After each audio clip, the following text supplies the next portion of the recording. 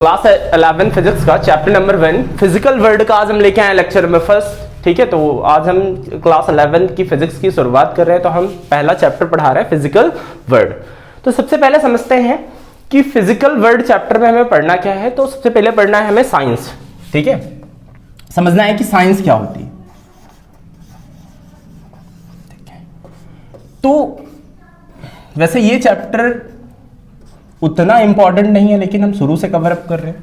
ठीक है, तो साइंस कहां से आया? साइंस कहां से आया? साइंस आया सिंटिया से। ठीक है, एक सिंटिया वर्ड है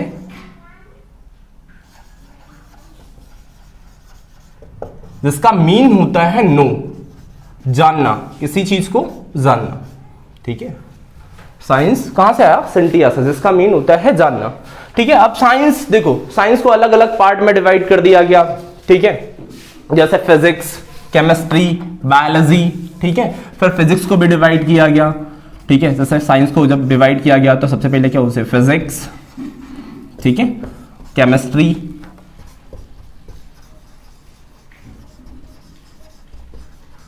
ठीक है, फिर और जैसे बायोलॉजी। ठीक है, ऐसा डिवाइड कर दिया गया। अब देखो, इनको डिवाइड करने से फायदा ये है, इनको डिवाइड करने से फायदा ये हुआ कि किसी चीज को हम पर्टिकुलर ऑर्डर में अरेंज कर सकते हैं। मतलब पर्टिकुलर, देखो जैसे फिजिक्स है तो फिजिक्स में क्या पढ़ना है। ठीक है, केमिस्ट्री है तो केमिकल्स के बारे में, बायोलॉजी है तो ठीक है, अब बायोलॉजी के भी पार्ट कर दिए। बायोलॉजी में जैसे जीव वीव के बारे में पढ़ना है, बॉटनी अलग हो गई। ठीक है, इसे एक्सेट्रा एक्सेट्रा। तो हम देख रहे हैं केवल हमारा डिस्कशन किस पे है? फिजिक्स पे। किस पे डिस्कशन है? फिजिक्स पे। तो सबसे पहले समझ रहे हैं कि फिजिक्स होती क्या है। ठीक है, कि व्हाट इज फिजिक्स। ठीक है, फिजिक्स। अच्छा, तो एनसीईआरटी हमसे पूछती है कि फिजिक्स क्या है ना। देखो फिजिक्स कैसा डिफाइन, मतलब देखो अगर कंप्लीट डेफिनेशन दें तो देखो कंप्लीट डेफिनेशन तो पॉसिबल नहीं, लेकिन फिजिक्स जो आया वो कहां से आया? एक वर्ड है, ठीक है, फुसिस। क्या नाम है? फुसिस, जिसका मीन्स होता है नेचर। ठीक है, जिसका मीन क्या होता है? नेचर, मतलब प्रकृति। देखो अगर फिजिक्स को समझना है, ठीक है, फिजिक्स को समझना है, नेचर को समझना है तो फिजिक्स को समझना पड़ेगा। ठीक है, नेचर को अगर समझना है तो फिजिक्स को समझना पड़ेगा। क्योंकि अगर हम नेचर को समझना चाहते हैं, देखो जैसे अगर ओरल अगर मैं समझाऊं तो जैसे आप मुझे देख पा रहे हैं, किसकी वजह से? फिजिक्स की वजह से। फैन हम ऑफ करते हैं, मतलब ऑन करते हैं, ऑफ करते हैं। ठीक है, फैन क्या? फिजिक्स। एनर्जी को ट्रांसफर करते हैं, फिजिक्स। ठीक है, लगभग सब कुछ फिजिक्स। ठीक है, जो दिख रहा है जैसे बोर्ड, जैसे मार्कर चल रहा है, क्या है? फिजिक्स। ठीक है, फिजिक्स क्या है? जैसे मार्कर चल रहा है तो यहां पर अब देखो, जैसे ये जो मान लो ये मार्कर की जो निब है, निब के अंदर जो इंक है, अब इंक के जो मॉलिक्यूल हैं, यहाँ के जो मॉलिक्यूल है, इनके बीच का जो अट्रैक्शन होता है वो बहुत तगड़ा हो जाता है, जिसकी वजह से ये मार्कर से लिखना पॉसिबल हो पाता है। ठीक है, या फिर जैसे मान लो कोई गाड़ी चल रही है, ठीक है, गाड़ी चल रही है तो गाड़ी चल रही, तो गाड़ी में क्या होता है कि फ्रिक्शन फोर्स लगता है, जिसकी वजह से वो आगे मूव कर पाती है। तो वो भी क्या है? फिजिक्स। ठीक है, तो कभी कभी देखो, कभी कभी क्या होता है, फिजिक्स का जो टर्म है, ठीक है, कभी कभी कुछ कुछ रिएक्शंस ना बस यूनिडायरेक्शन होते हैं, वो आगे हम समझेंगे। ठीक है, क्या? द ब्रांच ऑफ साइंस, ठीक है, which is devoted to the study of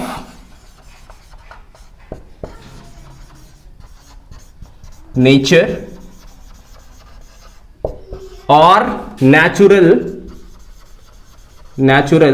phenomenon। ठीक है, तो मतलब क्या है कि साइंस की वह ब्रांच जहां पर नेचर या फिर नेचुरल फिनोमिनन का मतलब अध्ययन किया जाए, उसे हम क्या बोलते हैं? फिजिक्स कहते हैं। उसे हम क्या बोलते हैं? फिजिक्स। कोई क्लियर कट डेफिनेशन नहीं है।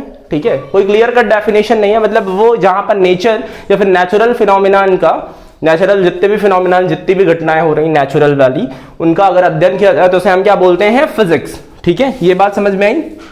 फिजिक्स देखो, फिजिक्स ओरल हर जगह एक फिजिक्स होती है, हर जगह फिजिक्स होती है। जैसे मान लो कि अगर कोई चीज हम ऊपर लेके चले जाए, उसे हम छोड़ देते, वो नीचे काहे गिरती है, ग्रेविटी की वजह से, ठीक है। अब ऊपर ले जाने पे पोटेंशियल एनर्जी आ जाती है, mgh, वो जानते ही आप, ठीक है। जैसे मान लो हम हैंड को क्या कर रहे हैं, रब कर रहे हैं, ऐसे ऐसे रगड़ रहे हैं, तो यहाँ पर हीट फॉर्म होती है, ठीक है। तो इलेक्ट्रिसिटी से जैसे हम फैन को मूव करते हैं, तो हर जगह फिजिक्स लगती है, ठीक है।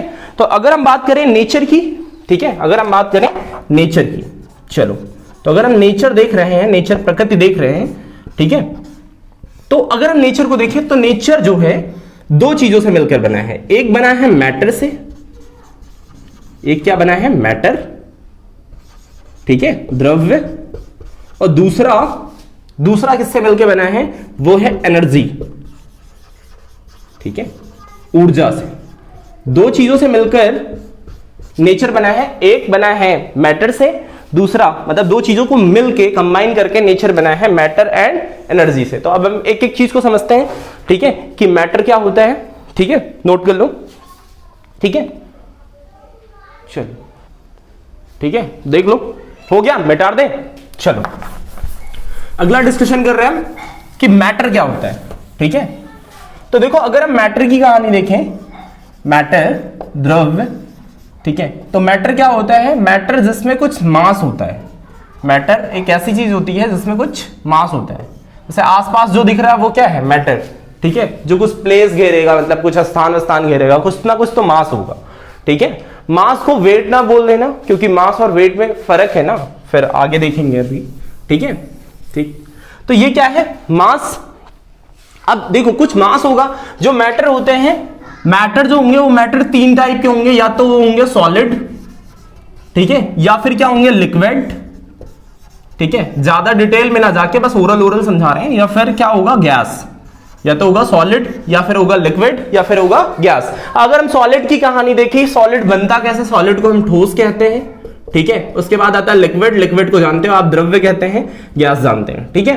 तो अगर हम सॉलिड की कहानी देखें, सॉलिड वाला, तो देखो अगर किसी मॉलिक्यूल को देखें तो जैसे ओरल डेफिनेशन क्या दी जाती है कि जो सॉलिड के मॉलिक्यूल्स होते हैं, ठीक है, वो बहुत पास होते हैं सॉलिड के मॉलिक्यूल्स, ठीक है, तो इसीलिए वो सॉलिड बनता है, ठीक है। बट समझा रहे हैं, देखो सॉलिड कैसे बनता है। मान लो कि देखो टेंडेंसी अगर देखें, किसी भी मॉलिक्यूल की टेंडेंसी देखें, टेंडेंसी मतलब प्रवृत्ति अगर हम देखें तो दो टाइप की दिखती है, या तो वो किसी चीज को रिपेल करेगी, है ना, या फिर किसी चीज को अट्रैक्ट करेगी, या तो किसी चीज को स्केप करेगी या फिर अट्रैक्ट करेगी, ठीक है, दो ही चीजें हो सकती हैं, या तो अट्रैक्ट करना या फिर स्केप करना। तो देखो अगर जैसे मान लो दो मॉलिक्यूल है, ये मान लो ए है, ये भी ए है, दो मॉलिक्यूल है, अगर इनकी जो है, देखो अगर टेंडेंसी देखें, टेंडेंसी, ठीक है, तो टेंडेंसी दो टाइप की होती है, एक होता है म्यूचुअल अट्रैक्शन, क्या होता है, म्यूचुअल अट्रैक्शन, ठीक है, एक होता है एस्केपिंग टेंडेंसी, एस्केपिंग टेंडेंसी, ठीक है। एक क्या होता है, mutual attraction, mutual attraction, escaping tendency, ठीक है, किसी चीज को अट्रैक्ट करना। अगर देखो अगर क्या करे कि जो म्यूचुअल अट्रैक्शन है वो एस्केपिंग टेंडेंसी को डोमिनेट कर जाए, समझ रहे हो, क्या कर जाए, डोमिनेट कर जाए, ठीक है। म्यूचुअल अट्रैक्शन एस्केपिंग टेंडेंसी को डोमिनेट कर जाए तो वो जो चीज बनेगी वो क्या बनेगी, सॉलिड। अब आप खुद ही सोचो कि मॉलिक्यूल जितना तो एक दूसरे को दूर नहीं कर रहे, उतना खींच रहे हैं आपस में, ठीक है, उतना खींच रहे हैं, तो वो चीज क्या बनेगी, सॉलिड ही तो बनेगी। वो चीज क्या बनेगी, सॉलिड। जाहिर सी बात है मॉलिक्यूल पास आ जाएंगे तो वो क्या बनेगी, सॉलिड बनेगी, ठीक है। अगर हम बात करें लिक्विड की, तो लिक्विड में क्या होता है, मान लो जो लिक्विड होते हैं वो थोड़ा सा दूर मॉलिक्यूल्स होते हैं। वो क्यों होते हैं, क्योंकि लगभग, ठीक है, अप्रोक्सीमेटली जो म्यूचुअल अट्रैक्शन होगा, ठीक है, म्यूचुअल अट्रैक्शन मतलब किसी चीज को, मतलब मॉलिक्यूल को पास करने की जो टेंडेंसी, उसे हम क्या बोलते हैं, म्यूचुअल अट्रैक्शन। क्या बोलते हैं, म्यूचुअल अट्रैक्शन, ठीक है, म्यूचुअल अट्रैक्शन, ठीक है। तो अगर म्यूचुअल अट्रैक्शन लगभग एस्केपिंग टेंडेंसी के इक्वल हो जाए, ठीक है, लगभग एस्केपिंग टेंडेंसी के इक्वल हो जाए, ठीक है, लगभग अप्रोक्सीमेटली अगर इक्वल हो जाए तो वो चीज क्या बनेगी, लिक्विड बनेगी। वो क्या बनेगी, लिक्विड बनेगी, ठीक है। इसे आगे डिटेल में पढ़ेंगे केमिस्ट्री में, ठीक है। फिर ये क्या है, गैस देखें, तो अगर गैस की कहानी देख रहे हैं तो यहां क्या होगा, गैस में क्या होगा, जो मॉलिक्यूल्स होंगे वो और ज्यादा दूर होते हैं, ठीक है। अब जैसे देखो पहले से पढ़ के आए हैं कि इसका शेप एंड साइज वाइज, ठीक है, वैल्यूम फिक्स होता है, ठीक है, इसका वैल्यूम फिक्स नहीं होता है, इसका ना तो सेफ ही फिक्स होता है, सेफ फिक्स होता है, वैल्यूम फिक्स नहीं होता है, इसका सेफ ना सेफ ही फिक्स होता है ना ही वैल्यूम फिक्स होता है। ये पहले पढ़ के आ चुके होंगे छोटी क्लासों में। ठीक है, अभी देख रहे हैं जैसे गैस देख रहे हैं तो गैस के मॉलिक्यूल देखो दूर दूर है। तो यहां पर क्या होता है कि अगर सोचो ये मॉलिक्यूल मान लो गैस का है, ये वाला मॉलिक्यूल भी गैस का है, दोनों मॉलिक्यूल गैस के हैं। ठीक है, ये मॉलिक्यूल एक दूसरे को स्केप कर रहे हैं, मतलब क्या कर रहे हैं, स्केप कर रहे हैं, दूर दूर कर रहे हैं। सोचो अगर जो है ये मॉलिक्यूल ज्यादा स्केप कर रहे हैं, स्केपिंग टेंडेंसी ज्यादा है कंपैरिजन टू म्यूचुअल अट्रैक्शन, जितना तो ये अट्रैक्ट नहीं कर रहे हैं उससे कहीं ज्यादा एक दूसरे को स्केप कर रहे हैं। ठीक है, जितना तो अट्रैक्ट नहीं कर रहे हैं, मतलब म्यूचुअल अट्रैक्शन को कौन डोमिनेट कर गया, स्केपिंग टेंडेंसी। ठीक है, म्यूचुअल अट्रैक्शन को कौन डोमिनेट कर गया, इसको स्केपिंग टेंडेंसी। तो इसी वजह से जो चीज बनी है, जो सिस्टम बना, ये सिस्टम हमारा क्या है, गैस। क्या बना, गैस, इसलिए गैस आया। ठीक है, मतलब क्या है, जब म्यूचुअल अट्रैक्शन को स्केपिंग टेंडेंसी डोमिनेट करे तो वो चीज क्या बनती है, सॉलिड, और जब दोनों लगभग लगभग इक्वल हो तो बनती है लिक्विड, और ये वाले में क्या बनती है, गैस। देखो नोट कर लो, मिटा दें। ठीक है, मिटा दें। चलो देखो, तो अगला डिस्कशन हम देख रहे हैं एनर्जी के बारे में। ठीक है, क्या देख रहे हैं, एनर्जी। ठीक, कि एनर्जी क्या होती है। ठीक है, चलो, तो एनर्जी ऊर्जा देख रहे हैं। समझते हैं ध्यान से कि एनर्जी क्या होती है। देखो एनर्जी क्या है। ठीक है, यूनिवर्स में एनर्जी देखो किसी ना किसी फॉर्म में रहती है। ठीक है, जैसे बहता हुआ पानी है, मान लो पानी बह रहा है, तो पानी के पास खुद की काइनेटिक एनर्जी होती है। ठीक है, खुद की काइनेटिक एनर्जी होती है। जैसे हम मार्कर को ऊपर लेके गए तो यहां पोटेंशियल एनर्जी आ गई। ठीक है, तो एनर्जी क्या है, एनर्जी क्या है, एनर्जी बस कुछ नहीं है, सुनो ध्यान से, एनर्जी बस कुछ नहीं है, बस जस्ट मास है। समझ रहे हो, एनर्जी और मास एक दूसरे के इक्विवेलेंट है। एनर्जी बस कुछ नहीं है। आइंस्टीन साहब ने एक इक्वेशन दी थी, is equal to mc square. क्या दिया था, is equal to mc square. ठीक है, इसे क्या बोलते हैं, मतलब आइंस्टीन ने क्या बोला कि जो एनर्जी होती है, एनर्जी होता है, ठीक है, जो एनर्जी होगी वो मास के लगभग लगभग ना इक्विवेलेंट होती है। देखो पहले तो किसी को पता नहीं था कि मतलब एग्जैक्टली एनर्जी क्या है। ठीक है, ठीक है, तो मतलब ये यही बता रहे हैं कि एनर्जी जो होती है ना वो मास के, बस एनर्जी नथिंग, बस क्या है, मास है। एनर्जी कुछ नहीं है, मास है। ठीक है, मास के क्या होती है, इक्विवेलेंट होती है, मतलब जो एनर्जी है वही मास है, जो मास है वही एनर्जी है। इस चीज को देखो अगर मैं समझाऊं कि ये क्या है, एनर्जी मास इक्विवेलेंट। ठीक है, तो मतलब ये दोनों एक दूसरे वही तो है ना। सोचो, खुद ही सोचो कि जैसे मान लो एनर्जी क्या होता है, जैसे मान लो एक छोटा सा पत्थर है। ठीक है, एक छोटा सा पत्थर है और एक पत्थर बड़ा सा है। ठीक है, और एक पत्थर, छोटे और बड़े पत्थर से आपको बारी बारी से हिट किया जाए, मान लो। ठीक है, आपका मुंह तोड़ना है मान लो। ठीक है, सपोज कर लो, तो अगर एक इतना छोटा सा पत्थर है वो आपका क्या कर सकता है, एकदम छोटा सा, इतना छोटा सा, वो क्या कर सकता है। लेकिन अगर इतना बड़ा पत्थर ले लें तो, ठीक है, देख के ही समझ में आ गया कि किससे ज्यादा डैमेज होंगे। समझ रहे हैं, देख के ही समझ में आ गया ना कि किससे डैमेज होंगे। समझ रहे हैं, तो वही है, एनर्जी बस कुछ नहीं है, बस क्या है, मास का इक्विवेलेंट है। मतलब एनर्जी मास एक दूसरे के इक्विवेलेंट है। ठीक है, जहां पर ये क्या है, मास, और सी क्या है, सी जानते हैं कि स्पीड ऑफ लाइट है। क्या है, स्पीड ऑफ लाइट। ठीक है, आ गई बात समझ में। स्पीड ऑफ लाइट कितनी होती है, 3 × 10⁸ मीटर पर सेकेंड, या फिर 3 लाख किलोमीटर पर सेकेंड। ठीक है, आगे बात समझ में।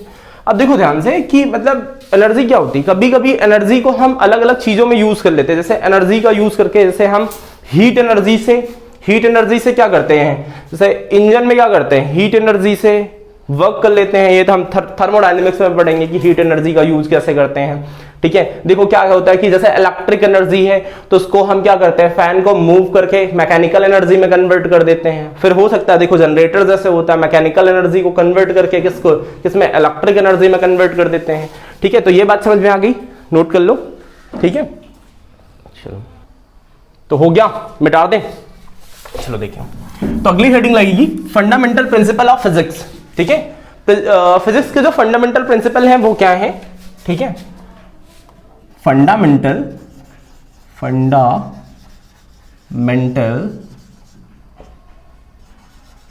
Principle of physics. Fundamental principle क्या है? सबसे पहला जो प्रिंसिपल है वो क्या है? यूनिफिकेशन। क्या है? यूनिफिकेशन। दूसरा प्रिंसिपल क्या है? ठीक है, पहला प्रिंसिपल क्या है, मतलब पहला प्रिंसिपल क्या है? यूनिफिकेशन। दूसरा है रिडक्टेनिज्म।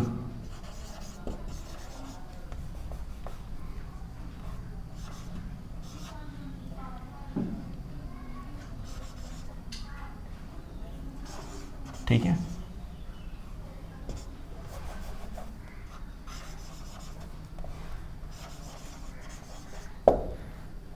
ठीक है, दो ही चीजों पर बात करना है। ठीक है, सबसे पहले देख रहे हैं यूनिफिकेशन। ठीक है, क्या देख रहे हैं? यूनिफिकेशन। ठीक है, तो यूनिफिकेशन क्या होता है? जब हम क्या करते हैं, देखो वर्ड भले चाहे बड़े लग रहे हो लेकिन मीन बहुत छोटा है। यूनिफिकेशन का मतलब क्या होता है कि कई सारी चीजों को एक ही लॉ से डिफाइन कर देना। ठीक है, मतलब क्या करना, कई सारी चीजों को एक ही लॉ से डिफाइन कर देना। जैसे मान लो कोई भी ऑब्जेक्ट है जो ऊंचाई से जैसे मारकर गिर रहा है, ठीक है, तो उसको डिफाइन कर देना जैसे किससे? ग्रेविटेशन लॉ से। जैसे आपने पढ़ा भी होगा 9th में, F इज इक्वल टू क्या? G m_e, ठीक है, या फिर m1 m2 by are square. ठीक है, ये तो पढ़ा ही होगा।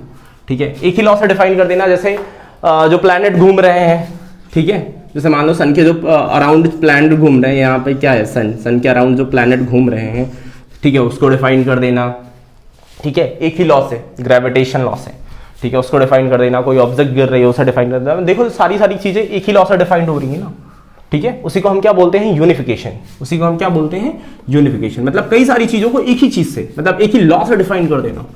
एक ही लॉ से डिफाइन कर देना, उसे हम क्या बोलते हैं? यूनिफिकेशन। ठीक है, ठीक, ये समझ में आया कि यूनिफिकेशन क्या होता है। ठीक है, अगला रिडक्टेनिज्म। ये क्या होता है? इसका मतलब क्या होता है? तो इसका मीन्स ये है कि किसी चीज को पार्ट में तोड़ के पढ़ना। जैसे मान लो 10th क्लास में आपने क्या पढ़ा होगा? 10th क्लास में आपने पढ़ा होगा जनरेटर, है ना, जनरेटर या फिर इलेक्ट्रिक मोटर पढ़ा है। तो देखो अगर हम बात कर रहे हैं इलेक्ट्रिक मोटर की, ठीक है, तो इलेक्ट्रिक मोटर को क्या करते थे? पार्ट में तोड़ते थे। फिर ठीक है, फर्स्ट पार्ट देखो, हर एक पार्ट का मीन समझते थे। जैसे फर्स्ट पार्ट आर्मेचर हो गया, ठीक है, ठीक है, आर्मेचर देख लिया। उसके बाद देख लिया मैग्नेट को, देख लिया था कि जो मैग्नेट है वो क्या है। फिर देख लिया था ब्रश क्या थे, ठीक है, वॉटेवर। फिर आगे देख लिया था कि जो ब्रश लगाए थे वो क्या हेंट एंड दुनियादारी, ठीक है, जो भी है, उनको हम पार्ट में तोड़ के लिखना। अब देखो इनसे एक ही फायदा नहीं है, एक ही फायदा नहीं है। ठीक है, एक फायदा नहीं है। मतलब सोचो किसी चीज को पार्ट में तोड़ तोड़ के पढ़ लिया, ठीक है, एक तो बढ़िया सी मैकेनिज्म तैयार हो गए, मतलब अच्छे से समझ गए। एक तो क्या हुआ, अच्छे से समझ गए। दूसरी चीज क्या है, उसका हम यूजेस और कहीं कर सकते हैं, उसका यूज और हम कहीं कर सकते हैं ना। एक तो हम मैकेनिज्म समझ गए कि उसकी मैकेनिज्म क्या है, ठीक है, दूसरी चीज है उसका यूज और कहीं भी तो कर सकते हैं, ये भी तो सोचो। ठीक है, जैसे मान लो कि आर्मेचर का हमें यूज पता चल गया या फिर मैग्नेट का यूज पता चल गया, तो मैग्नेट को हम और कहीं यूज कर सकते हैं। ये चीज कंफर्म होनी चाहिए। ठीक है, तो बस ये दो फंडामेंटल प्रिंसिपल ऑफ फिजिक्स हैं। ठीक है, कोई डाउट? ठीक है, नोट कर लो। ठीक है, एंड एक्सपेंशन ऑफ फिजिक्स। ठीक है, तो डिस्कशन हम देख रहे हैं स्कोप क्या है और एक्सपेंशन क्या हुआ फिजिक्स का, एक्सपेंड कैसे हुई। तो देख रहे हैं फिजिक्स को पहले हम क्लासीफाई कर रहे हैं। तो ये रही फिजिक्स। अच्छा, तो पहले हमने इसे दो टाइप से क्लासीफाई कर दिया। पहला क्लासिकल फिजिक्स,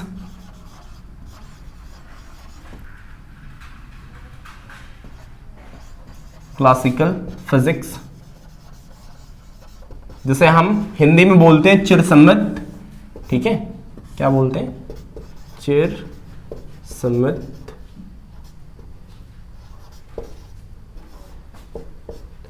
दूसरा है क्वांटम फिजिक्स।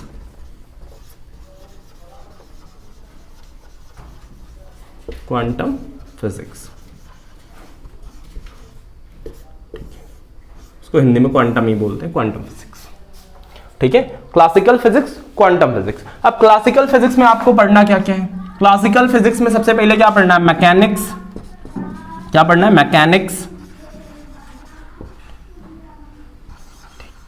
मैकेनिक्स। दूसरा थर्मोडायनेमिक्स। क्या पढ़नी है? डायनेमिक्स,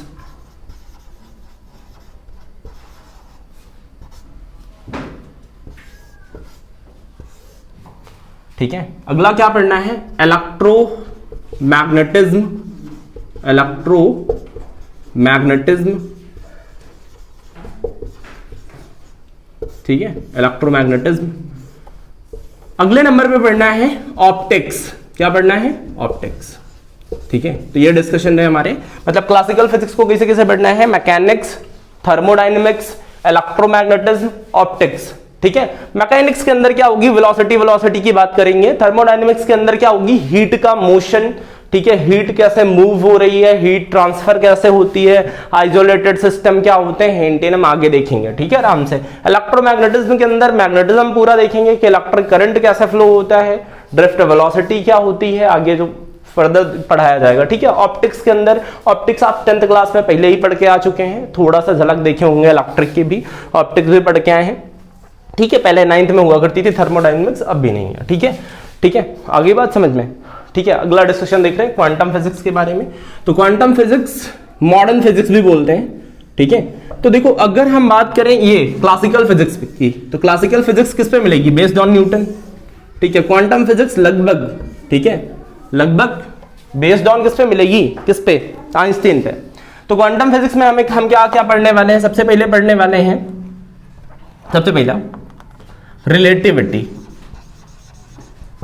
ठीक है। क्या पढ़ने वाले हैं, रिलेटिविटी, इसको कैसे कैसे तोड़ा गया रिलेटिविटी में। दूसरा, इसे जब हमने ब्रेक किया, अगला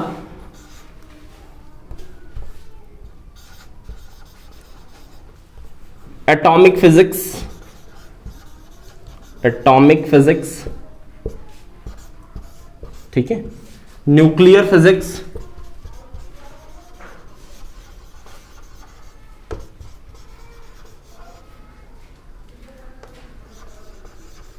न्यूक्लियर फिजिक्स, ठीक है। आगे बात समझते हैं, रिलेटिविटी, एटॉमिक, न्यूक्लियर, ठीक है। मतलब इसको हम क्या कर रहे हैं, तोड़ रहे हैं, मतलब अलग अलग पार्ट में तोड़ तोड़ के पढ़ रहे हैं कि रिलेटिविटी क्या होगी, एटॉमिक फिजिक्स क्या होगी, ठीक है, कि न्यूक्लियर फिजिक्स क्या होगी, ठीक है। इन चीजों के बारे में हम क्या कर रहे हैं, डिस्कशन कर रहे हैं, ठीक है। मतलब इनको अभी हमें यहां नहीं पढ़ना, इसको हमें कहां पढ़ना है, 12th क्लास में। इसको कहां पढ़ना है, रिलेटिविटी ज्यादा तो नहीं है, थोड़ी बहुत है, ठीक है। एटॉमिक फिजिक्स, न्यूक्लियर फिजिक्स, थोड़ी थोड़ी झलक 12th क्लास में है। यहाँ आपको क्या पढ़ना है, जैसे मैग्नेटिज्म हमें जो पढ़ना है, इलेक्ट्रोमैग्नेटिज्म, ये भी 12th क्लास में पढ़ना है, ऑप्टिक्स भी 12th क्लास में पढ़ना है, ठीक है। मैकेनिक्स और थर्मोडायनेमिक्स डिटेल में पढ़ना है, ठीक है। आगे बात समझ में, मैकेनिक्स और थर्मोडायनेमिक्स हमें क्या करना है, डिटेल में पढ़ना है, ठीक है।